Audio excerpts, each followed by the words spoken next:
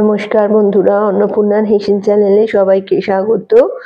আজকে আমি নতুন রেসিপি নিয়ে এসেছি, তো তোমাদের জানাচ্ছি পরে রেসিপিটা কি। এতে যা যা লাগে সেটা আমি দেখিয়ে দিচ্ছি। আমি চিকেন রেখেছি, আদা, কাঁচা লঙ্কা আর রসুন ছাড়িয়ে রেখেছি, কিছু আলু রেখেছি কেটে, গাজর রেখেছি, পেঁয়াজ রেখেছি, আচ্ছা কিছু লেবু রেখেছি, বিনস রেখেছি, আর কিছু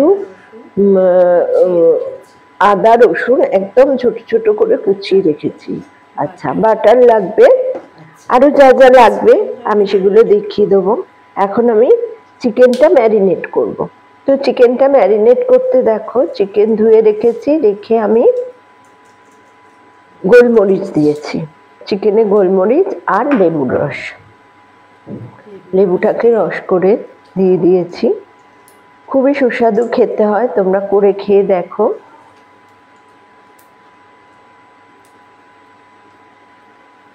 আর পুরো রেসিপিটা জানতে পুরো ভিডিওটা দেখো। আর দিয়ে দেবো এতে একটু নুন। তাহলে কি দিয়ে ম্যারিনেট করলাম? নুন, গোলমরিচ আর লেবুর রস দিয়ে আমি ম্যারিনেট করে নিলাম।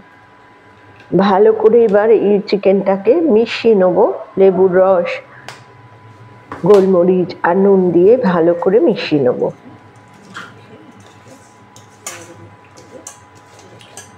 এটা চটজলদি, খুব সুস্বাদু এবং স্বাস্থ্যকরও বটে। বাচ্চারাও খেতে পারে, বড়রাও খেতে পারে। এবার আমি একটা কড়া নিয়ে নিয়েছি, আজকে আমি ইন্ডাকশানে রান্না করে দেখাবো। তো একটা কড়া নিয়ে আমি কড়াটা ইন্ডাকশানে বসিয়ে দিয়েছি, আর খুব অল্প আঁচে এটা করতে হবে, কারণ বাটার এমনিই জ্বলে যায়। তো প্রথমে আমি কড়াতে কিছুটা বাটার নিয়ে নিচ্ছি। যে যতটা পরিমাণ করবে, যতটা পরিমাণ আনাজ থাকবে সেই অনুযায়ী বাটারটা নিয়ে নেবে। তো আমি এতে বাটার নিয়েছি। আর হ্যাঁ, গোবিন্দভোগ চাল লাগে, এমনি চালেও করা যায়, বাসমতি রাইসে। তো আমি গোবিন্দভোগ চাল ধুয়ে রেখেছি। এইবার আমি যে কাঁচা লঙ্কা, রসুন আর আদাটা রেখেছিলাম সেটা থেতো করে নেব, বেটে নয়, জাস্ট থেতো করে নেব। এবার আমি দিয়ে দেবো বাটারটার মধ্যে কিছু গোলমরিচ,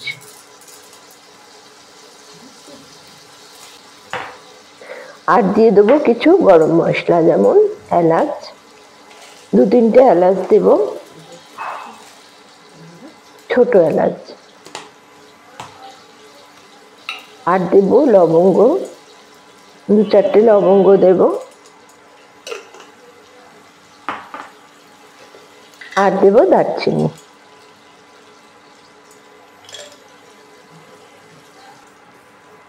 আচ্ছা এটাকে এবার আমি একটু নেড়ে নেবো। আমি খুব অল্প আঁচে এটা রান্না করব, কারণ কি ইন্ডাকশানে এমনি তলাটা রান্না হয় বটে, কিন্তু তলাটা একটু জড়িয়ে যায়, ধরে যায়।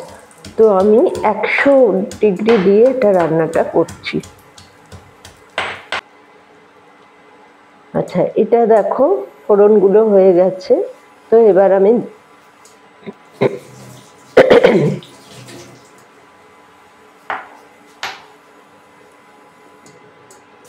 আমি আস্তে আস্তে আনাজগুলো দিয়ে দেবো। এটা আলু দেব, আলুগুলো একটু নেড়ে চেড়ে নেবো, একটু ভাজা ভাজা হবে।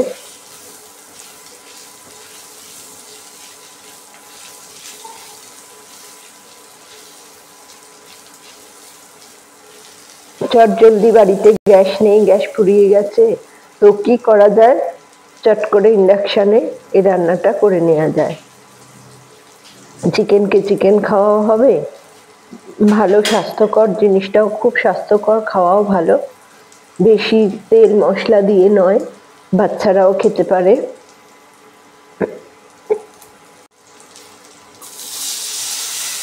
এরপর আমি এতে কেটে রাখা গাজরগুলো দিয়ে দেবো। গাজরগুলোকে ভালোভাবে মিশিয়ে আস্তে আস্তে যা যা আমার আনাজগুলো আছে সেগুলো আমি ভেজে নেব।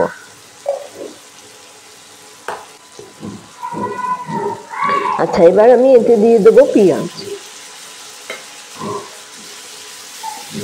খুব বেশি ভাজা হবে না, মোটামুটি একটু নরম হবে ব্যাপারটা পেঁয়াজগুলো।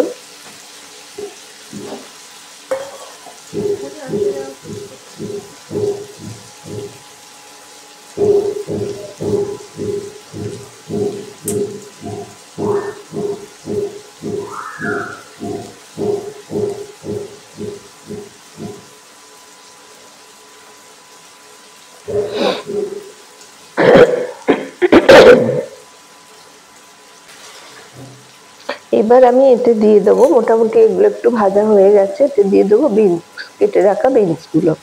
এতে আরো তো মানে আনাজ দেওয়া যায়, কপি দেওয়া যায়, কড়াইশুঁটি দেওয়া যায়, তো যেরকম যেটা পছন্দ দিয়ে ফুলকপিও দেওয়া যায়।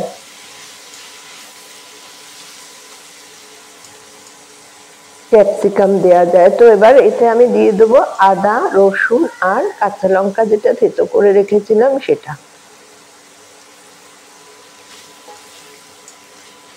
একটু ভালো করে নেড়ে চেড়ে নেবো, যাতে কাঁচা গন্ধটা চলে যায় সেই অবধি নেড়ে নেবো।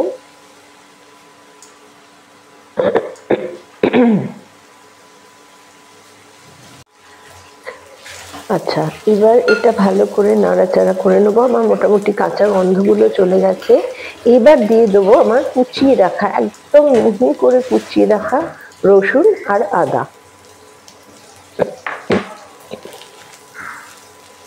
এটাও নেড়ে নেবো যাতে কাঁচা গন্ধটা চলে যায়। দেখো, আমি গোবিন্দভোগ চাল ধুয়ে একটা ঝাঁঝরিতে রেখে দিয়েছি, যাতে এটা জলটা পুরোপুরি ঝরে যায়।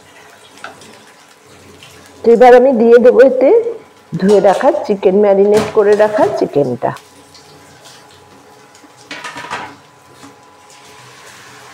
দিয়ে একটু নাড়াচাড়া করে নেবো।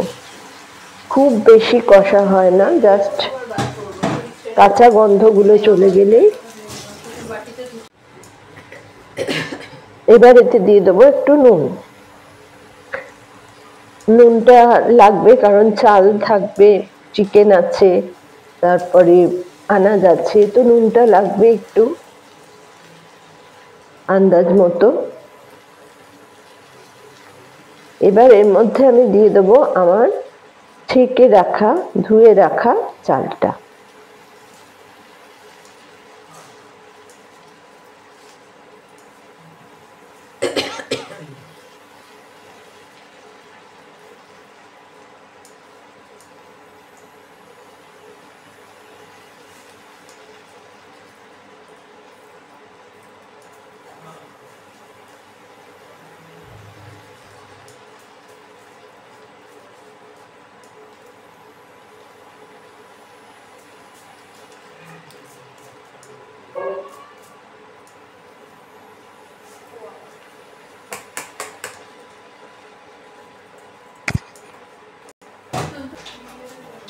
এবার চালটা দিয়েও ভালো করে নেড়ে নিতে হবে।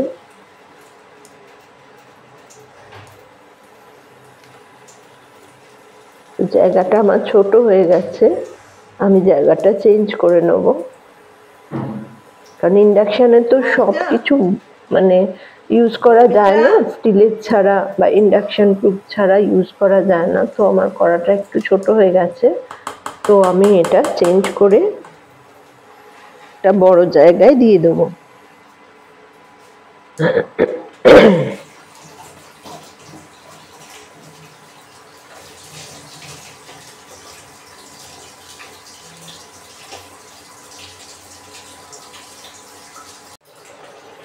তো দেখো, আমি এটা চেঞ্জ করে বড় কুকারের মধ্যে এটা নিয়ে নিলাম। নিয়ে এবার নুনটা একটু বেশি পরিমাণ লাগবে।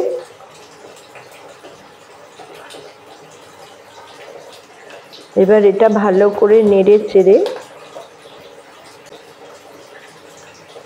ওতে আর একটু বাটার দিয়ে দিলাম, দিয়ে বাটারটাকে মিশিয়ে নেব।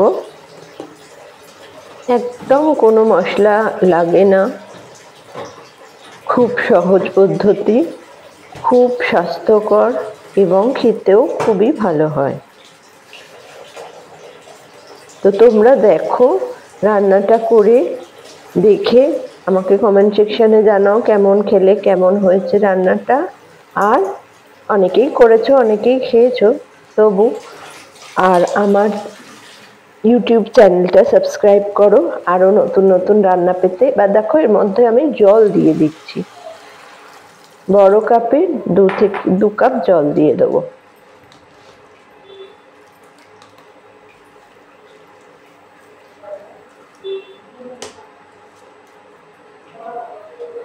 আর আমার ফেসবুক পেজটা ফলো করো, লাইক করো, শেয়ার করো।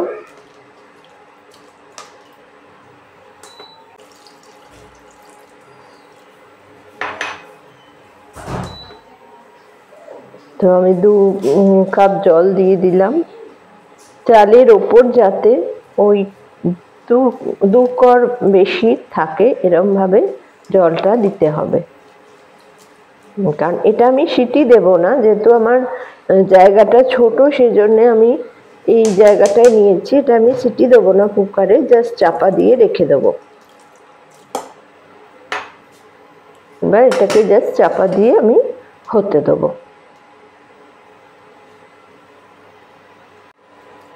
তো দেখো আমার অনেকে গলা গলা পছন্দ করে, কিন্তু আমার একটু ঝরঝরে পছন্দ এটা। তো দেখো একদম ঝরঝরে, হ্যাঁ এটার নাম হচ্ছে পিসপাস। তো আমার ঝরঝরে পিসপাস রেডি। এবার আমি এটাকে আলাদা পাত্রে নেব।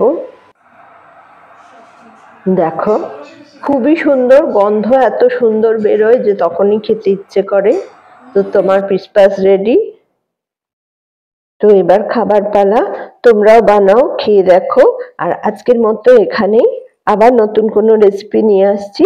আজকের মতো টাটা।